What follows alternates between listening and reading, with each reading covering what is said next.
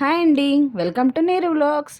ఈరోజు నేను షేర్ చేసే రెసిపీ వచ్చేసి బ్రేక్ఫాస్ట్ రెసిపీ అండి, ప్లస్ డిన్నర్కి కూడా యూజ్ అయ్యే రెసిపీ. ఇది వచ్చేసి పరోటా విత్ మష్రూమ్ కర్రీ అండి, మష్రూమ్ ఘీ రోస్ట్ కర్రీ. ఇంకా పరోటా వచ్చేసి గోధుమ పిండితో చేశాను నేను, మైదా పిండితో కదా. మామూలుగా అయితే మైదా పిండితో చేస్తారు కదా పరోటాలు. సో అవి చల్లారిపోతే గట్టిగా ఉంటే ప్లస్ తొందరగా డైజెస్ట్ అవ్వదు కూడా.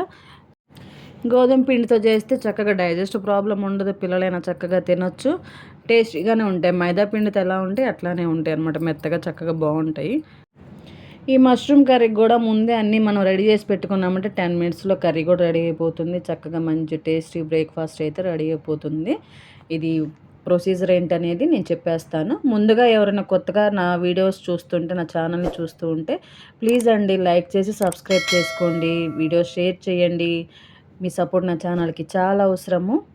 ఇప్పటి వరకు సబ్స్క్రైబ్ చేసిన వాళ్ళందరికీ కూడా చాలా చాలా ధన్యవాదాలు.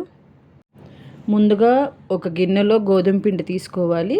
నేనైతే 2 కప్స్ గోధుమ పిండి తీసుకున్నాను. అందులోకి కొంచెం సాల్ట్, కొంచెం షుగరు, ఇంకా ఒక స్పూన్ అయితే పెరుగు వేసాను. పెరుగు వేసి మంచిగా కలిపేసుకొని పక్కన పెట్టేసుకోవాలి. పక్కన పెట్టేసిన తర్వాత నెక్స్ట్ ఇంకా కర్రీ ప్రొసీజర్ అనమాట. కర్రీ స్టార్ట్ చేసే ముందు ఒక బౌల్లో ఎండుమిరపకాయలు, జీడిపప్పు, తెల్ల నువ్వులు కూడా ఒక స్పూన్ వేసాను. జీడిపప్పు వచ్చేసి ఒక 10-15 వేసాను. తెల్ల నువ్వుల బదులు గసగసాలైనా వేసుకోవచ్చు, మంచి గ్రేవీ వస్తుంది చక్కగా. వీటిని అయితే నానబెట్టేసుకోవాలి. ఒక 10-15 మినిట్స్ అయితే నానబెట్టుకోవాలి. లేదంటే హాట్ వాటర్ వేసి పెట్టినా కూడా వెంటనే నానిపోతుంది. కూరలో కారం వచ్చేసి ఆ ఎండుమిరపకాయలే, సో మీకు సరిపడ ఎండుమిరపకాయలు అయితే వేసుకోండి. ఇంకా వాటిల్లోనే చిన్న నిమ్మకాయ సైజు అంత చింతపండు అయితే నానేసుకోవాలి. నా దగ్గర చింతపండు గుజ్జు ఉంది, సో అందుకని నేను అందులో నానేసుకోలేదు. ఇంకా నెక్స్ట్ ప్యాన్ పెట్టేసి ప్యాన్లో ఒక స్పూన్ సోంపు, ఒక స్పూన్ జీలకర్ర, ఒక స్పూన్ ధనియాలు, అర స్పూన్ మెంతులు, అర స్పూన్ ఆవాలు, ఒక చెక్క వేసి డ్రై రోస్ట్ చేసుకోవాలి. ఇందులోనే అల్లం వెల్లుల్లి పేస్ట్ విడిగా లేకపోతే ఇందులోనే అల్లం వెల్లుల్లి కూడా వేసుకొని కొంచెం అట్లా వేపేసుకొని నెక్స్ట్ మిక్సీ జార్లో వేసుకోవాలి. నా దగ్గర విడిగా అల్లం వెల్లుల్లి పేస్ట్, చింతపండు గుజ్జు 2 ఉన్నాయి కాబట్టి సో నేను విడిగా వేసి పేస్ట్ చేశాను అనమాట. మెత్తగా పేస్ట్ చేసి అయితే పక్కన ఉంచుకోవాలి. ఈ సోంపు, జీలకర్ర ఇవన్నీ డ్రై రోస్ట్ చేసేటప్పుడే కొంచెం మిరియాలు కూడా వేసుకోవాలి. మిరియాలు కూడా కారంకి, సో నా దగ్గర పొడి ఉంది కాబట్టి పొడి వేసాను అనమాట. మిరియాలు కూడా వేసి డ్రై రోస్ట్ చేసేసి మొత్తం పేస్ట్ చేసి పక్కనైతే ఉంచేసుకోవాలి. మెత్తగా పేస్ట్ చేసుకోవాలి. ఇదే గ్రేవీ కూరకి, ఇంకా విడిగా ఏం యాడ్ చేయమన్నమాట. అన్నీ ఈ పేస్ట్లోనే వేసేసాము. ఇంకా నెక్స్ట్ వచ్చేసి మష్రూమ్స్ తీసుకున్నాను. మష్రూమ్స్ వచ్చేసి శుభ్రంగా క్లీన్ చేసేసుకొని పక్కన పెట్టుకొని వాటిని మనకి కావాల్సిన సైజులో ముక్కలు కట్ చేసి పెట్టుకోవాలి. ఈ పెద్ద మష్రూమ్స్ అయ్యి కదా, అందుకని చెప్పేసి ఒక్కొక్క దాన్ని 4 ముక్కలు కట్ చేశాను. చిన్నవైతే ఇంకా అట్లానే వేసేసుకోవచ్చు. ఇంకా నెక్స్ట్ ఇందులోకి నేను క్యాప్సికమ్ కూడా వేశాను. క్యాప్సికమ్ నా దగ్గర ఉంది, సో అది వేశాను.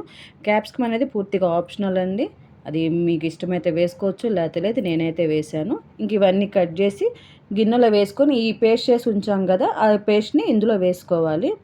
ఇంకా ఇందులో పెరుగు కూడా వేసుకోవచ్చండి. నేనైతే పెరుగు యూస్ చేయలేదు, సో ఇష్టమైన వాళ్ళు పెరుగు కూడా వేసుకోవచ్చు. గ్రేవీ ఇంకాస్త ఎక్కువ వస్తుంది, ఇదంతా గ్రేవీ కోసమే. సో పెరుగు కూడా వేసుకొని కలుపుకోవచ్చు. ఇందులో నేను సాల్ట్ కూడా వేసాను. ఆ పేస్ట్ వేసేటప్పుడే సాల్ట్ కూడా వేసేసి కలిపి పక్కన ఉంచేసాను. ఒక 5-10 మినిట్స్ అయితే పక్కన ఉంచేసాలి, ముక్కకు బాగా మసాలా పట్టేస్తుంది. సో నెక్స్ట్ ప్యాన్ పెట్టేసి నెయ్యి వేసాను. ఇది నెయ్యితోనే చేస్తారు, ఘీ రోస్ట్ కదా, నెయ్యితో చేస్తేనే ఆ టేస్ట్ వస్తుంది అనమాట. సో నెయ్యి వేసి చెక్క, లవంగ, యాలకులు వేసి వేపి నెక్స్ట్ కొంచెం కాజు కూడా వేసాను, జీడిపప్పు కూడా వేసాను. అవి కూడా వేసి వేపిన తర్వాత నెక్స్ట్ ఈ మసాలా ఉంటుంది. అసలు అయితే నెక్స్ట్ దీని తర్వాత ఉల్లిపాయలు వేసుకోవాలి, సన్నగా తరిగిన ఉల్లిపాయలు అయితే వేసుకోవాలి. నేను తరిగి పెట్టాను కానీ మర్చిపోయాను అసలు వేయటము, మర్చిపోయేసి ఈ కలిపిన మష్రూమ్స్ ఉన్నాయి కదా, సో అవి వేసేసాను అనమాట. ఇంక నెక్స్ట్ అందులో నా కూరలో ఉల్లిపాయలు కూడా వేసేసాను. ఇట్లా కూడా బాగుంటుంది, లేదు ముందుగా నూనెలో కొంచెం వేపుకుని ఆ టేస్ట్ వేరుగా ఉంటుంది, చాలా బాగుంటుంది, అట్లా కూడా వేసుకోవచ్చు. కలిపేసి ఇక ఈ అడుగు కొంచెము నీళ్ళు కూడా వేసి కలిపేసి గిన్నెలో పోసేసి మూత పెట్టేసాను అనమాట. ఇక సాల్ట్ కూడా ఇందులోనే వేసేసాను కాబట్టి మనం సపరేట్గా వేసే పని లేదు, ఇక కారం అయ్యేమి యాడ్ చేసే పని లేదు. కావాలంటే కొంచెం పసుపు వేసుకోవచ్చు, నేనైతే వేయలేదు పసుపు. సో ఇంక అట్లా వేసి మూత పెట్టేసి మగ్గనిచ్చేసాను అనమాట కూరని. ఒక 10 మినిట్స్ అంతే, కూర రెడీ అయిపోతుంది చక్కగా. కూర చిక్కదనం వచ్చే వరకు చేసుకోవాలి, బాగా నీరంతా ఇంకిపోయి కూర దగ్గర పడ్డాక అప్పుడు ఇంకా మనకు కావాలంటే కసూరి మేతి కూడా వేసుకోవచ్చు. నేనైతే వేయలేదు. కసూరి మేతి కూడా వేసుకోవచ్చు. నేను సన్నగా తరిగిన పచ్చిమిరకాయలు అయితే వేసేసి ఆ వేడి మీద అట్లా మూత పెట్టేశాను అనమాట. ఆ వేడికి కాయ కొంచెం మగ్గుతాయి. సో ఎంతేనండి, కూర అయితే రెడీ అయిపోయింది. ఇంకా నెక్స్ట్ పరోటా అనమాట. పరోటా కూడా చేసేసాను. చపాతీలాగా చేసి దాని మీద కొంచెం ఆయిల్ స్ప్రెడ్ చేసి కొంచెం లైట్గా పిండి చల్లాలి.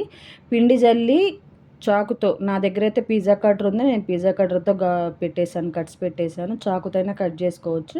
ఇట్లా మొత్తం కంప్లీట్గా కట్ చేసేసుకొని దాన్ని రోల్ చేసుకొని చేత్తో స్ప్రెడ్ చేసుకోవటమే. చిన్న చిన్న పరోటాలు చాలా ముద్దుగా క్యూట్గా ఉంటాయి అన్నమాట పరోటాలు చూడటానికి కూడా.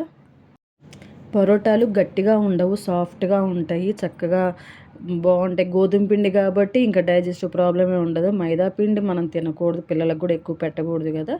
సో ఇట్లా చేసామంటే చక్కగా బాగుంటుంది. ఒక 2-3 తింటే చాలా కడుపు నిండిపోతుంది చక్కగా. ఇలా ఇంకా అన్ని పరోటాలు చేసుకొని కాల్చుకోవటమేనండి. నెయ్యితో కాల్చుకోవచ్చు. నేనైతే నూనె యూస్ చేశాను, నెయ్యి యూస్ చేయలేదు. ఎందుకంటే కర్రీలో ఆల్రెడీ నెయ్యి ఉంటుంది, మళ్ళీ ఇంక ఇందులో ఎందుకులే అని చెప్పేసి ఇంకా నూనె యూస్ చేశాను. నెయ్యితో అయినా కాల్చుకోవచ్చు. మీడియం ఫ్లేమ్ మీద 2 సైడ్స్ జాగ్రత్తగా కాల్చుకుంటే లోపలంతా కూడా బాగా కాలుతుంది, పచ్చిగా ఉండకుండా ఉంటుంది.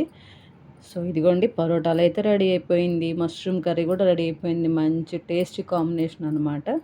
మీరు కూడా తప్పకుండా ట్రై చేయండి, పిల్లలకి పెట్టండి. ఈవినింగ్ నైట్ డిన్నర్ కానీ లంచ్ బాక్సుల్లో కానీ పిల్లలకైనా పెట్టవచ్చు. చక్కగా బాగుంటుంది, చాలా టేస్టీగా ఉంటుంది. నేను చేసిన ఈ వీడియో మీకు నచ్చిందా అండి? మీరు కూడా తప్పకుండా ట్రై చేయండి. నచ్చితే చాలా బాగుంటుంది. ఇలాంటి మరిన్ని టేస్టీ రెసిపీస్ ఎన్నో పోస్ట్ చేస్తూ ఉంటాను. నేను చేసిన ఈ వీడియో మీకు నచ్చితే ప్లీజ్ అండి లైక్ చేయండి, సబ్స్క్రైబ్ చేయండి, షేర్ చేయండి. మరొక వీడియోతో మళ్ళీ కలుస్తాను. బాయ్.